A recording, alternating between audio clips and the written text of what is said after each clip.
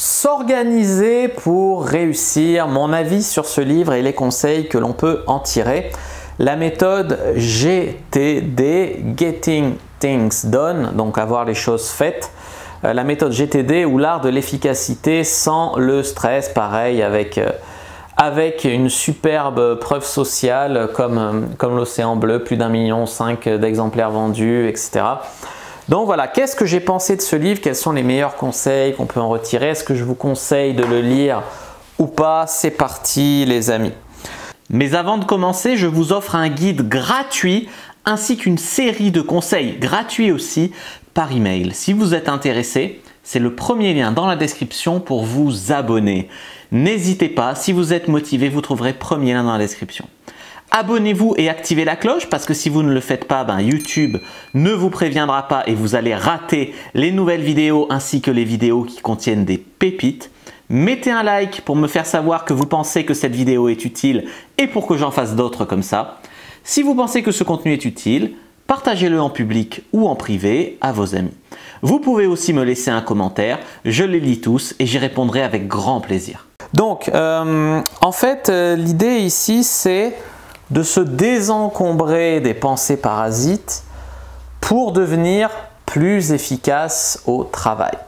Donc ça, c'est un truc à bien comprendre. L'idée, parfois, c'est de se débarrasser des choses rébarbatives qu'on pourrait rendre automatiques ou qu'on pourrait déléguer pour finalement, quand tu délègues ça à un système externe automatisé, finalement, ça décharge un petit peu le cerveau des choses à faire et tu es plus efficace à ce que tu as à faire et tu te sens beaucoup mieux. Donc, en gros, c'est se focaliser sur tes objectifs sans stress, sans parasitage, sans parasites, etc. pour bénéficier d'une certaine quiétude qui va être propice à la performance. En gros, la quiétude va te rendre meilleur. Il y a des conseils dans ce livre comme le fait d'avoir un bureau clean au lieu d'avoir un bureau avec des piles de papier, un bordel partout. Avoir un bureau clair, rangé, clean, ça aide à être plus productif et à avoir les choses faites. Simplement, si tu peux, tu vas avoir un dossier choses à faire, mais un petit dossier, quoi, pas des tonnes partout dans tous les sens ou quand tu regardes, tu es perdu, voilà. Ensuite, le conseil qu'il donne, c'est de clarifier le résultat que vous voulez. Avant de se lancer, machin, c'est bien de clarifier ce qu'on veut atteindre. Un objectif clairement défini, on l'atteint plus facilement. Ensuite, il va dire, faites un premier pas, faites une première action. Donc ça, c'est un truc à bien comprendre. Tu vas décider de la première action à faire. Première action à faire, c'est un petit peu le premier pas. Et des fois, tu vas te sentir tellement bien d'avoir fait ce premier pas, tellement soulagé, que franchement, ça va aller le coup. Un autre conseil qu'il donne, c'est que si une tâche prend moins de 2 minutes à faire, faites-la tout de suite. Comme ça, vous l'évacuez tout à fait immédiatement de votre cerveau et vous y pensez plus plutôt que la garder pour la fin de journée avec toujours ça en tête. Oh là là là là. Moi, par exemple, ce matin, j'avais un courrier très important à faire. Ça faisait 2 jours que je reportais. Bon, je me suis dit, allez, je fais tous mes mails, tous mes courriers, mes trucs. Ça m'a pris même pas 25 minutes au final. Et après, au final, je me sentais libéré pour la journée, plus efficace. Tu vois. Si je l'avais gardé pour ce soir, là, je tomberais en me disant, après, il faut encore que je fasse ça. Tu vois. Donc ça libère. Je vais vous mettre un schéma à l'écran. Je vais vous mettre un schéma. Je vais vous afficher un schéma qui va résumer un petit peu. Voilà. Alors après, il dit que pour s'organiser, pour réussir, des fois, il faut faire du brainstorming, il faut faire une mind map. Donc mind map, c'est une carte de l'esprit, etc.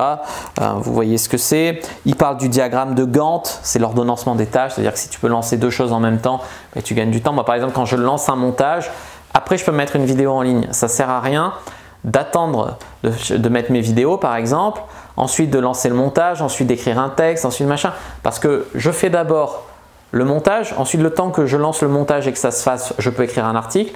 Ça me prend 2 fois moins de temps que si j'écris l'article, puis je fais le montage, puis je lance le montage, puis j'attends que le montage soit fini, puis je fais autre chose. Puis non, tu lances le montage, tu fais autre chose pendant que ça monte, que l'ordi monte tout seul. Tu vois, ordonnancer les tâches, l'ordre dans lequel on fait les tâches, ça peut aider à s'organiser donc et à gagner du temps. Ça, c'est un truc qu'on avait fait en contrôle de gestion, avant que je sois expert comptable, pendant mes études. On avait fait le diagramme de Gantt pour optimiser le temps d'un projet et que le projet dure le moins de temps possible. Donc, c'est un truc que je suis familier, mais ça m'a fait plaisir de le revoir ici. Ensuite, il parle de l'impact du fait de prendre une décision, de l'impact de la focalisation sur une tâche. Il parle de l'impact de tout ça pour augmenter son efficacité. Donc, quand vous faites une tâche, faites-la à fond. C'est pour ça que c'est important de se libérer l'esprit des petits trucs, des petits parasites, des petits trucs que tu devras faire plus tard qui prendraient que 2 minutes à faire mais que tu vas y penser toute la journée. Des fois, c'est même mieux le matin de faire ce truc un peu lourd que tu as à faire aujourd'hui, même si c'est pas long, c'est un peu lourd, tu l'évites, tu le reportes, tu machin, tandis que si tu le faisais une bonne fois pour toutes, ça serait réglé. Comme on dit, eat the frog, manger le crapaud le matin, c'est souvent mieux pour gagner en efficacité et en quiétude toute la journée. Voilà, je vous ai donné pas mal de conseils extraits du livre. Ça n'empêche pas de le lire. Maintenant, je pense que j'ai résumé en gros l'essentiel. Si vous êtes du genre un mec qui a des problèmes d'organisation, qui a des problèmes voilà, de cet ordre-là, je vous conseille de lire. Je vous mets un lien dans la description pour vous le procurer. Si vous ne vous sentez pas concerné, voilà, je vous ai résumé les idées essentielles. J'espère que ça vous a plu. Si vous voulez aller plus loin, vous pouvez regarder d'autres résumés de livres ou regarder d'autres vidéos ou même faire ma formation Infopreneur Content. Tous les liens s'affichent à l'écran. Il y en a dans la description aussi. Moi, je vous dis à bientôt et que le Dieu du business soit avec vous les amis.